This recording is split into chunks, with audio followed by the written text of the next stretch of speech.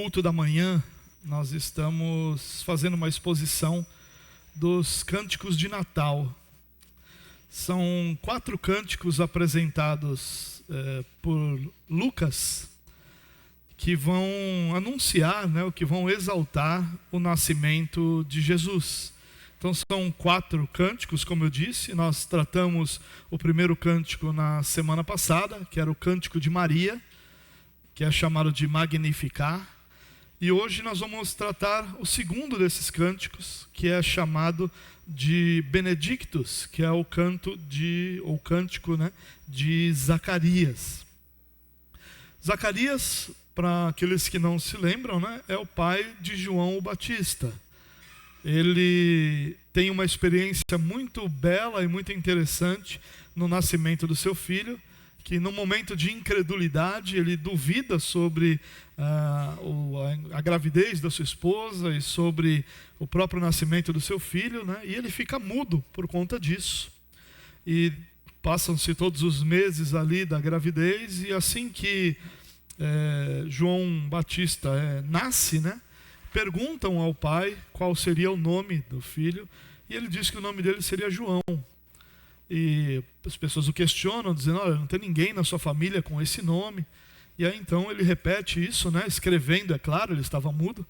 E ele diz: olha, seu nome será João. E logo depois disso, seus lábios são abertos, é isso que as escrituras nos ensinam. E ele, então, cheio do Espírito Santo, vai exaltar o Senhor, a palavra correta aqui é profetizar, Ele vai então anunciar o nascimento de Cristo e louvar ao Senhor por isso. E é esse texto que nós vamos ler e tentar entender hoje pela manhã. Então, Lucas capítulo 1, dos versículos 67 em diante. Se você quiser acompanhar na mesma versão que eu estou usando, que é a NVI, tem projetado para você. Se você preferir usar a sua versão, sua Bíblia, o seu celular, também fique à vontade, não tem problema nenhum, tá bom? Então, Lucas capítulo 1, a partir do versículo 67, diz assim: seu pai, Zacarias, pai de João Batista, foi cheio do Espírito Santo e profetizou: louvado seja o Senhor, o Deus de Israel, porque visitou e redimiu seu povo. Ele promoveu poderosa salvação para nós na linhagem do seu servo Davi, como falara pelos seus santos profetas na antiguidade, salvando-nos dos nossos inimigos e da mão de todos os que nos odeiam, para mostrar sua misericórdia aos nossos antepassados e lembrar da sua santa aliança, o juramento que fez ao nosso pai Abraão, resgatar-nos da mão dos nossos inimigos, para servi-los sem medo, em santidade e justiça diante dele todos os nossos dias.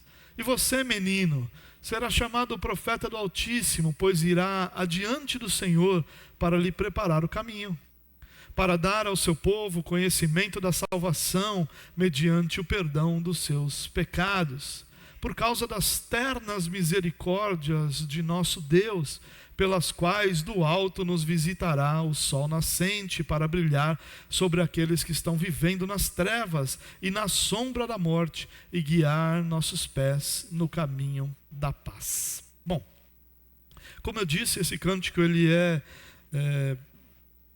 apresentado por Zacarias no nascimento de João Batista, depois dessa experiência pessoal que o próprio Zacarias tem com o Senhor. E ele então, como nos outros cânticos, ele vai anunciar ali não só o nascimento de Jesus, mas anunciar a grandeza desse ato, a grandeza desse momento, a grandeza desse cumprimento. Nós não podemos esquecer que as pessoas que originalmente faziam parte desse contexto, aqueles que estavam ali, tanto Zacarias, quanto Isabel, sua esposa, quanto José, Maria e tantos outros judeus, aguardavam, e muitos deles ansiosamente, a chegada do Messias. A profecia mais comum do Antigo Testamento era a profecia de que Deus enviaria um Salvador a Israel, enviaria um Salvador ao seu povo. Essa era a expectativa do povo daquela época, essa era a expectativa daquele momento. O nascimento de Jesus, ainda que para nós, em nosso contexto, como eu disse até na semana passada, não tenha a força de outros momentos, como por exemplo a crucificação, mas principalmente a ressurreição, que é de todos os momentos da vida, a obra de Jesus, aquele momento que nós mais celebramos ou nós mais lembramos. Então, ainda que o nascimento não tenha essa mesma força que tem a ressurreição, por exemplo, era uma grande expectativa entre os judeus esse momento. Então esse momento não é um momento pequeno, não é um momento qualquer, ainda que nossa sociedade hoje tenha grande dificuldade de lidar com o Natal de uma forma bíblica, não era assim a questão naquele tempo e naquela época. Ao contrário, havia uma grande expectativa de que o Messias viria, uma grande expectativa de que o Salvador fosse anunciado, chegasse, na verdade, viesse, fosse enviado pelo Senhor. E é isso que Zacarias aqui vai então nos mostrar, a alegria da expectativa cumprida, a alegria daquilo que tanto o coração desses homens e mulheres ansiavam, mas principalmente a alegria de verem cumprida a promessa do Senhor de que Ele enviaria um Salvador. E eu queria separar esse texto aqui em 3 partes para que a gente pudesse entender os 3 motivos ou as 3 adorações aqui os 3 motivos de adoração de Zacarias. Esse cântico chama Benedictus, e aliás cada um dos cânticos tem um título em latim, porque essa é a primeira palavra na tradução latina das Escrituras para esse cântico. O Magnificat de Maria era exatamente isso, magnificado seja, a nossa tradução mostra louvado seja o Senhor, mas aqui também vai ter essa expressão louvado seja o Senhor, mas a expressão original seria bendito seja o Senhor, por isso o Benedictus, que seria a palavra bendita. Então, vamos dar uma olhadinha nesse texto e perceber por que João Batista nos chama a esse louvor. Quais são os motivos de Zacarias em João Batista para louvar ao Senhor? Primeiro, Zacarias vai nos ensinar que o Senhor deve ser louvado por seu cuidado. E é claro que isso para nós, para todos nós, a gente pensa muito nisso, a gente fala sobre isso, a gente agradece isso em nossas orações, que o Senhor cuida de nós. Mas Zacarias aqui, ele vai mais a fundo, ele começa dizendo, olha, louvado seja o Senhor, o Deus de Israel, porque visitou e redimiu o seu povo. E esse visitar aqui, esse verbo visitar, traduzido em nossas Bíblias como visitar, ele não é simplesmente, não traz consigo simplesmente a ideia de que eu vou até alguém e visito essa pessoa.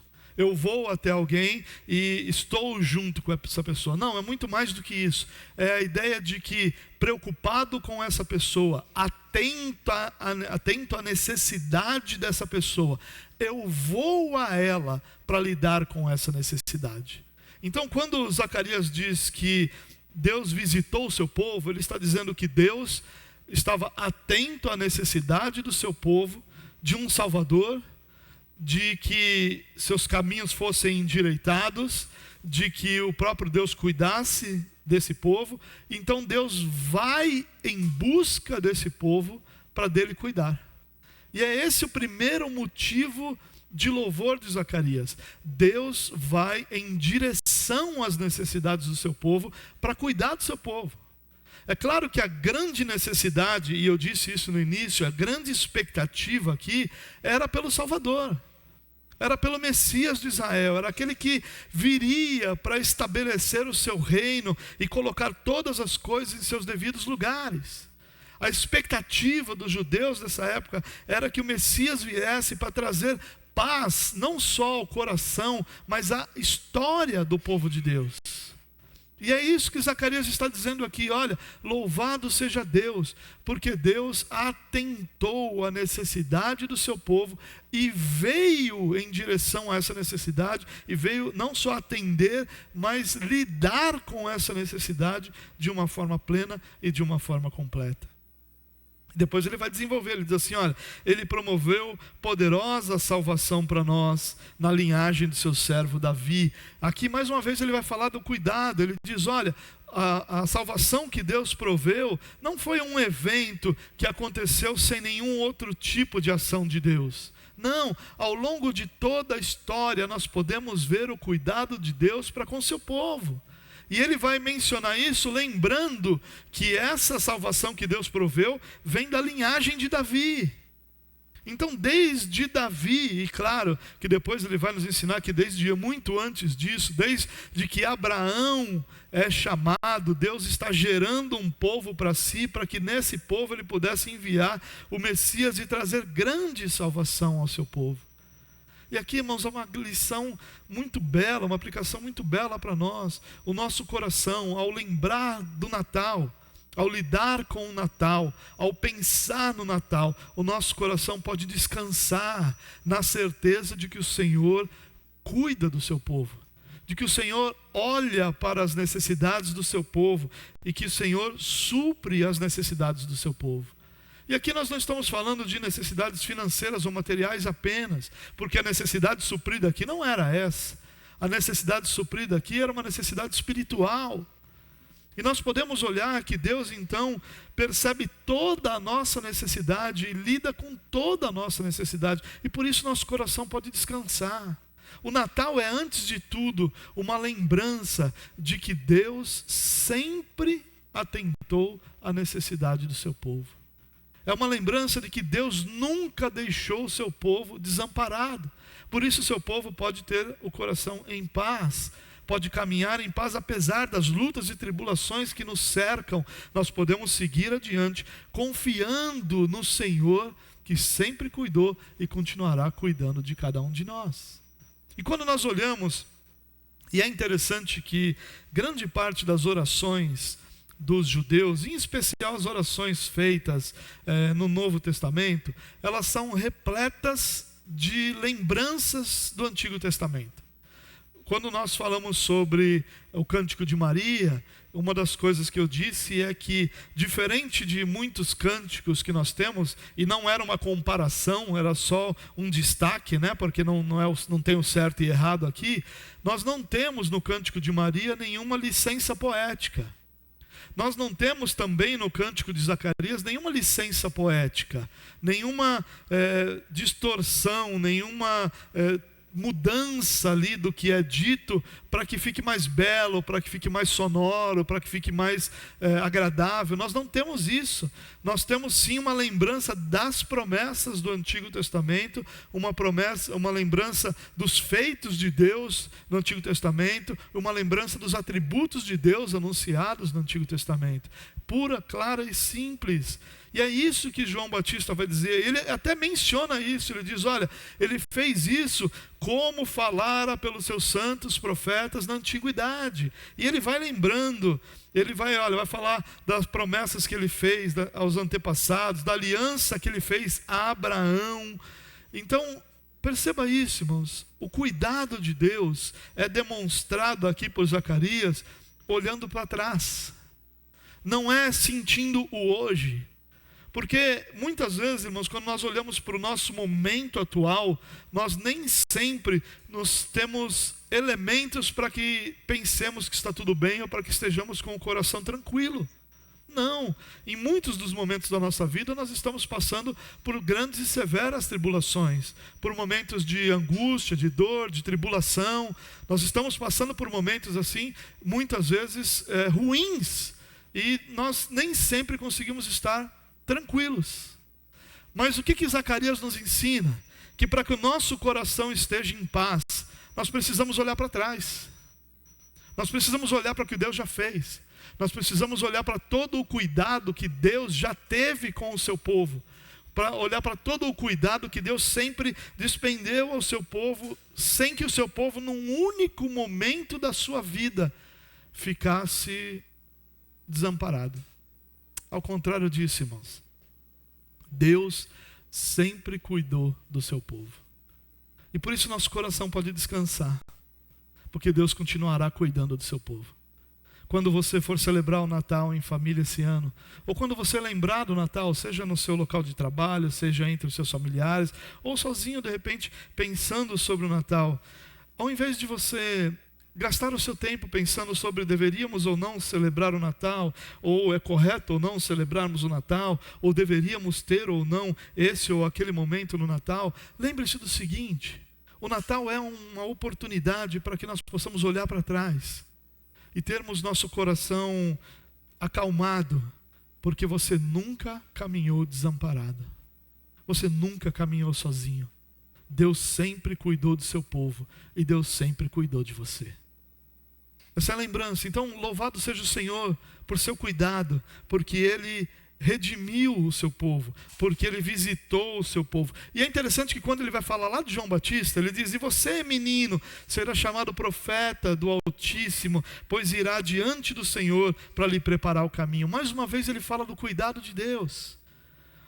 Quando o Messias vem, Deus envia João Batista diante dele, para que João Batista então pudesse anunciar a salvação, pudesse preparar o caminho para o Senhor, pudesse dar ao seu povo o conhecimento da salvação. Você percebe que Deus sempre teve o controle de tudo e usa o seu controle para cuidar do seu povo. Em nenhum momento da história o seu povo olhou para um lado e para o outro e esteve desamparado. Ainda que às vezes o sentimento do coração pudesse ser, mas a realidade nunca foi essa. Deus sempre cuidou do seu povo. Então, louvado seja Deus por seu cuidado. Em segundo lugar, Zacarias vai nos ensinar que louvado seja o Senhor por nossa salvação. Ele diz: olha, o Senhor, Ele visitou e redimiu o seu povo. E a ideia de redenção aqui é a ideia de libertar de uma escravidão, libertar de uma prisão. A ideia de redenção é a ideia de que uma situação que estava estabelecida, completamente resolvida, ela é revertida através dessa ruptura. Então, imagine alguém que é escravo, está escravizado, e a ideia é que é escravizado pelo pecado, né? Escravizado pelo pecado, e ele é retirado dessa escravidão, ele é liberto dessa escravidão. Agora ele não está mais sob o poder daquela escravidão. Ele não está mais na sua prisão, a prisão do pecado, não está mais na prisão que o impedia de se relacionar com Deus, que o afastava do Senhor, mas agora ele está livre, livre no sentido de que agora ele pode se relacionar com o Senhor, de que agora ele pode caminhar com o Senhor, de que agora ele pode amar o Senhor. Ele diz que Deus deve ser louvado, o Senhor deve ser louvado pela redenção que Ele concedeu ao seu povo. O povo foi redimido, nós fomos redimidos. E ele diz: olha, salvando-nos das mãos dos nossos inimigos e das mãos de todos que nos odeiam, para mostrar sua misericórdia aos nossos antepassados e lembrar da sua santa aliança. Olha que interessante, irmãos, como ele mais uma vez olha para trás e mais uma vez lembra que Deus sempre conduziu todas as coisas para que a salvação, que era a nossa maior necessidade, fosse recebida por cada um de nós. Eu tenho essa percepção, irmãos, que nós louvamos ao Senhor muito pouco por nossa salvação.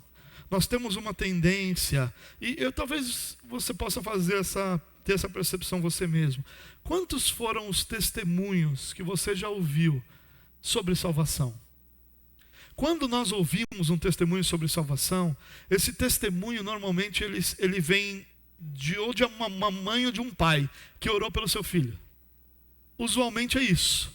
Mas quantas pessoas você mesmo ouviu dizendo: olha, eu quero aqui testemunhar a minha salvação, eu quero aqui testemunhar que o Senhor... Liga esse negócio aí, pelo amor de Deus, cara. Já está um calor miserável. Desligar isso então, obrigado. É que estava barulhento, né? Eu sei. Perceba isso, irmãos. Quantas pessoas você já ouviu subindo a um púlpito, subindo a uma plataforma e dizendo assim: eu quero hoje testemunhar da minha salvação. Agora, em contrapartida, quantas pessoas você já ouviu contando um testemunho sobre algo que Deus fez na sua vida? Sobre, de repente, um livramento, sobre, de repente, uma cura, sobre, de repente, uma porta que Deus abriu, ou qualquer uma dessas outras coisas, que tem o seu valor, mas que nunca serão maiores do que a salvação. Porque o ponto de apoio da nossa realidade é a salvação, não são as obras de Deus por nós, é a nossa salvação. É claro que todas essas outras coisas nós oramos por elas, é claro que nós oramos, é claro se qualquer pessoa que nós conhecemos tem uma necessidade, nós vamos orar por isso, é claro que nós gostaríamos muito que todas essas necessidades de todos fossem plenamente supridas da maneira como nós imaginamos, é claro, não há nenhum problema em lidar com isso e pensar nessas coisas. O problema está que normalmente nós tratamos a salvação como algo menor. Nós damos isso como algo certo, como algo estabelecido, como algo que não faz nenhum tipo, não produz nenhum tipo de alegria profunda em nosso coração. E o Natal é uma lembrança disso, irmãos. Jesus nasceu por uma única razão: para obedecer ao Pai em sua vida de perfeição e ser o substituto de cada um de nós no cumprimento da justiça de Deus. Por isso que Isaías vai dizer, um dos textos que deveria estar entalhados em nosso coração: o castigo que nos trouxe a paz estava sobre ele. Isaías está dizendo, a punição pelos nossos pecados, punição essa que precisava ser realizada para que eu tivesse paz, e a paz aqui significa o acesso e relacionamento com Deus, foi lançado sobre ele. O que Isaías está dizendo é o castigo que era meu por causa dos meus pecados foi entregue a Jesus, para que eu então pudesse ter paz e me relacionar com meu Deus. A salvação deveria produzir grande alegria em nosso coração, irmãos. Mas falar da salvação produz nada muitas vezes. Produz uma pequena alegria, uma pequena lembrança, uma pequena gratidão, mas nosso coração deveria ser constantemente aquecido por essa realidade, por essa certeza, por essa lembrança que é a nossa salvação. Não há nada, absolutamente nada mais importante em toda a nossa vida. E olha que nós temos coisas importantes em nossa vida. Mas não há nada mais importante do que o fato que o Senhor nos redimiu. E a lembrança de Zacarias é: louvado seja o Senhor, porque Ele visitou o seu povo. E porque Ele redimiu o seu povo. Porque Ele visitou, porque Ele atentou à necessidade. E como é que Ele resolveu essa necessidade? Ele enviou o seu Filho unigênito. E no enviar o seu Filho unigênito, Ele produziu redenção. Ele nos redimiu, Ele nos tirou da escravidão, firmou os nossos pés sobre a rocha que é Jesus Cristo e nos deu outra visão de eternidade, outra expectativa, outra esperança e outra certeza de eternidade. Tudo isso, irmãos, todas essas coisas são motivos de louvor ao nosso Deus, de exaltação ao nosso Deus, de declararmos a sua grandeza e de fazermos do Natal um tempo e um momento de lembrança dos seus grandes e belos feitos para a nossa vida. Mas por fim, Zacarias vai nos ensinar que louvado seja o Senhor por sua fidelidade. Perceba isso, irmãos. Toda a obra de Cristo, toda a obra de redenção que o próprio Deus estabeleceu sobre nossa vida, ela está fundamentada sobre a fidelidade de Deus. E quando nós olhamos para trás, mais uma vez, e Zacarias está sempre nos convidando a isso, a olhar para trás, ao que Deus já fez, como Deus agiu, como Deus prometeu, nós lembramos de inúmeras vezes em que o povo de Deus foi infiel. Incontáveis vezes em que o povo de Deus deixou os caminhos do Senhor. A prova disso é quantas vezes o próprio Deus precisou disciplinar o seu povo. Lembre-se, por exemplo, do livro de Juízes. O que o livro de Juízes nos ensina? Cada um fazia de acordo com o que entendia seu coração, com o que pensava, com o que desejava. E Deus então, quando o povo se voltava para ele, ele levantava juízes, para que esses juízes pudessem cuidar do povo. Lembre-se do cativeiro do reino do norte, das 10 tribos do norte que são levados para a Síria, cativos. Lembre-se do cativeiro do reino do sul, das 2 tribos do sul que são levadas para a Babilônia. Lembre-se de quantas e quantas vezes Deus disciplinou o seu povo. Por que Deus disciplinou o seu povo? Porque o seu povo foi infiel. Porque o seu povo abandonou seus caminhos. Porque o seu povo se voltou a outros deuses.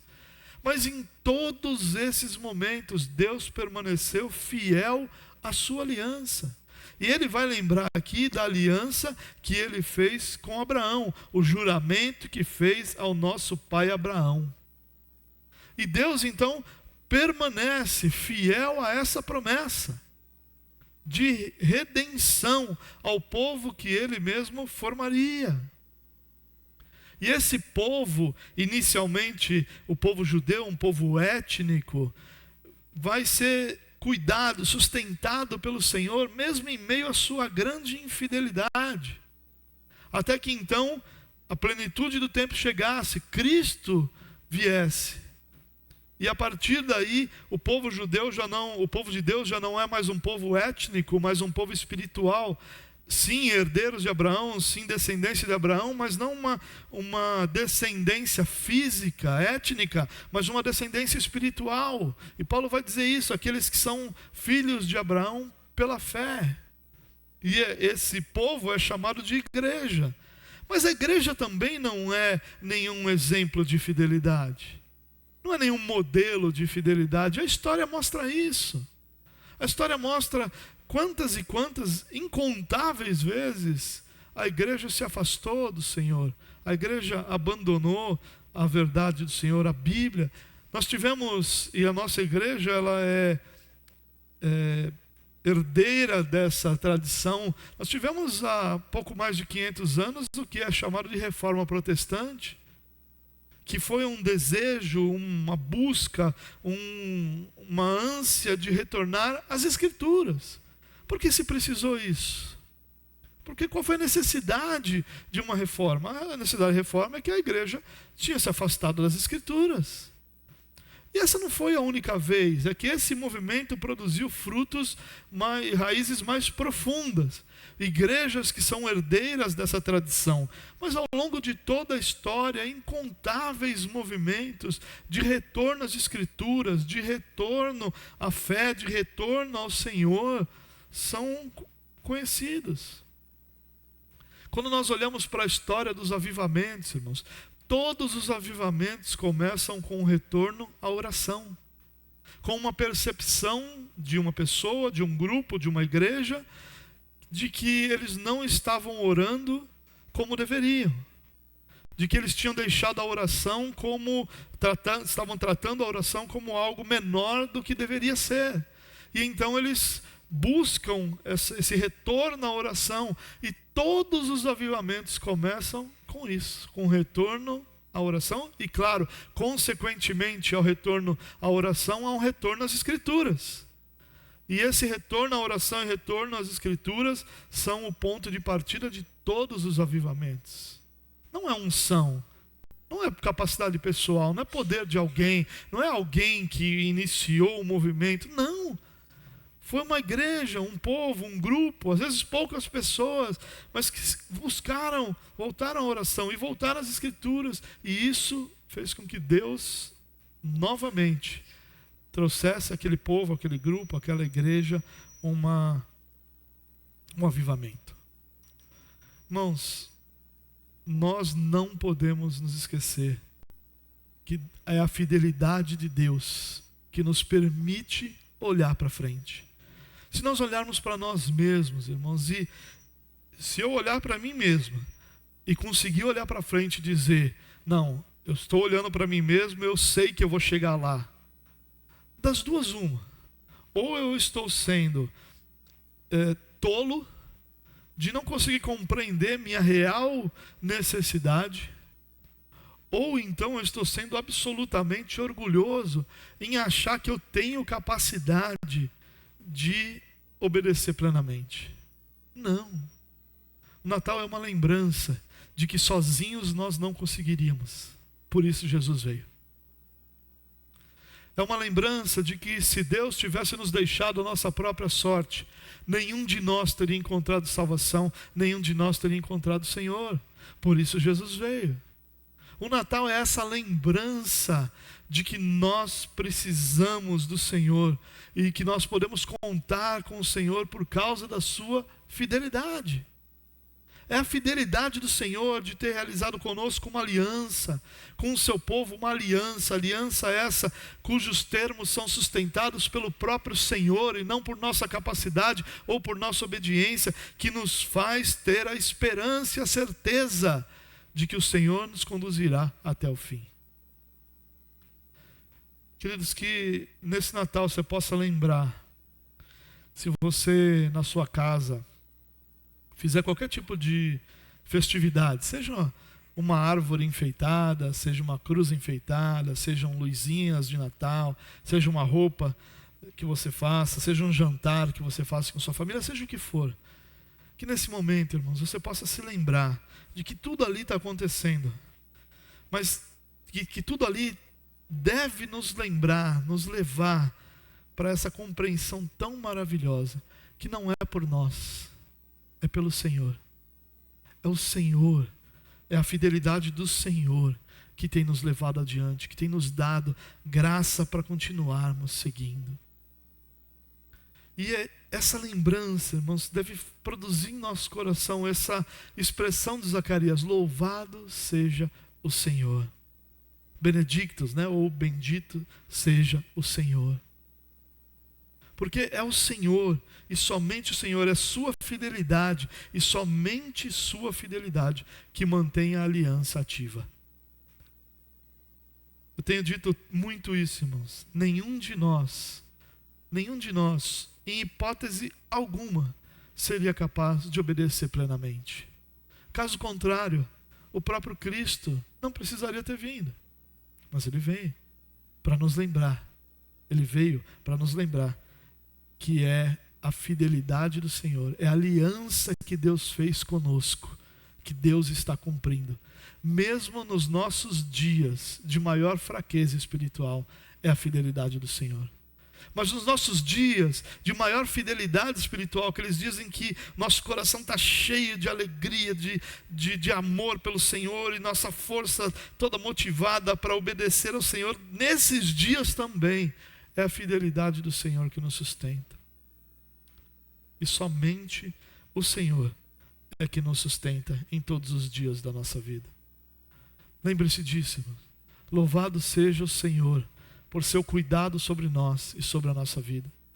Louvado seja o Senhor por nossa salvação, por tão grande salvação que o Senhor não só nos proporcionou, mas que o Senhor realizou em nós. Mas louvado também seja o Senhor por sua fidelidade, que não nos deixou a nossa própria sorte, que não permitiu que nossa incapacidade de obedecer, nossa fraqueza espiritual e nossos pecados nos afastassem dele, mas Ele permaneceu fiel à sua aliança, porque Ele é fiel. Lembre-se que nós estudamos sobre os atributos de Deus, e um dos pontos principais desse nosso estudo foi que todos os atributos de Deus são exercidos em Deus em sua plenitude. Não são exercidos parcialmente. Não podem ser maiores ou menores do que são. Eles existem na sua plenitude. Então, quando você fala da fidelidade de alguém, quando você fala da fidelidade de uma outra pessoa, você está falando de uma fidelidade que pode ser maior do que é, ou que pode ser menor do que é. E nós, como seres humanos, nós vamos variar nessas características que são nossas. Deus não. Quando nós falamos da fidelidade de Deus, nós estamos dizendo que Deus é plenamente fiel por todos os dias da nossa existência. Naqueles dias em que nós obedecemos e naqueles dias que nós fraquejamos.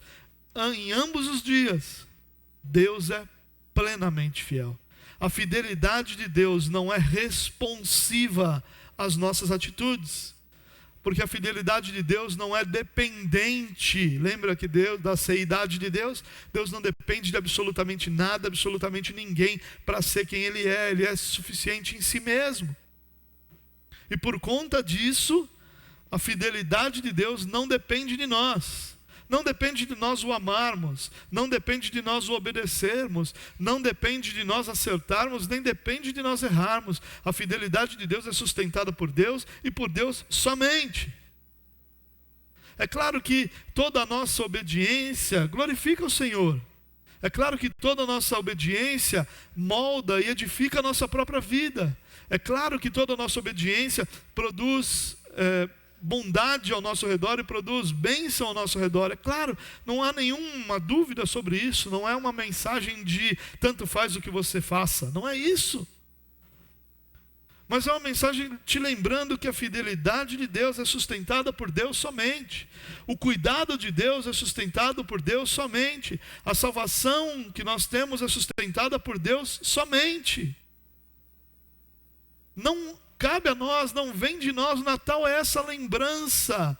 Nós não somos protagonistas de coisa alguma.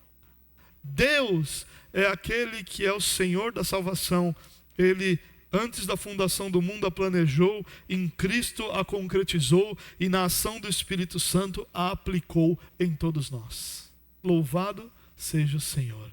Essa é a nossa lembrança do Natal. Essa é a nossa lembrança do cântico de Zacarias, que vai continuar falando sobre o seu próprio filho, sobre João Batista, com o coração transbordando de alegria pelo ministério belíssimo que é dado ali a João Batista. Vamos orar. Pai, muito obrigado por essa manhã. Obrigado pelo privilégio que nós temos de ter Tua palavra diante de nós. E que o Senhor possa fazer desse nosso Natal um tempo de louvor ao Senhor. Normalmente nessa época nós ficamos tão sobrecarregados com tantas atividades, Deus. Sobrecarregados com fraternizações, com presentes às pessoas que nós amamos, com a própria ceia de Natal, as pessoas que nós vamos receber ou que vamos visitar. Isso acaba nos sobrecarregando e tantas vezes nos roubando o verdadeiro sentido desse momento, que é louvar ao Senhor por nos conceder aquilo que nós nunca poderíamos conquistar. Cristo Jesus é essa lembrança de que o Senhor precisou enviar o Teu Filho unigênito, porque de outra forma nós nunca seríamos salvos, nunca encontraríamos a salvação, porque só em Cristo Jesus há salvação para a nossa alma. Que o coração alegre e grato de Zacarias seja o nosso coração, e que nossa declaração nesse Natal possa ser: louvado seja o Senhor. Louvado seja o Senhor por seu cuidado sobre nós, cuidado esse constante, contínuo, pleno sobre nós. Louvado seja o Senhor por nossa salvação, por termos sido escolhidos antes da fundação do mundo, por termos sido regenerados pelo Espírito Santo e levados ao Senhor por Cristo Jesus, o nosso Salvador. Louvado seja o Senhor por Tua fidelidade, por essa aliança tão bela que o Senhor tem sustentado sozinho, porque nós somos incapazes de nos manter fiéis a essa aliança. Ajuda-nos, Deus, por Tua graça, bondade e misericórdia. Que o Senhor nos conceda um domingo especial na Tua presença, que nós possamos continuar ao longo de todo esse dia, de todos os nossos dias, com essa bela lembrança de que é o Senhor que fez tudo e que faz tudo em nossas vidas e por nossas vidas, para a glória do Seu próprio nome. Querido, que o amor do nosso Deus e Pai, a graça do nosso Senhor e Salvador Jesus Cristo e as doces consolações do Espírito Santo de Deus sejam sobre a sua vida hoje e para sempre. Amém.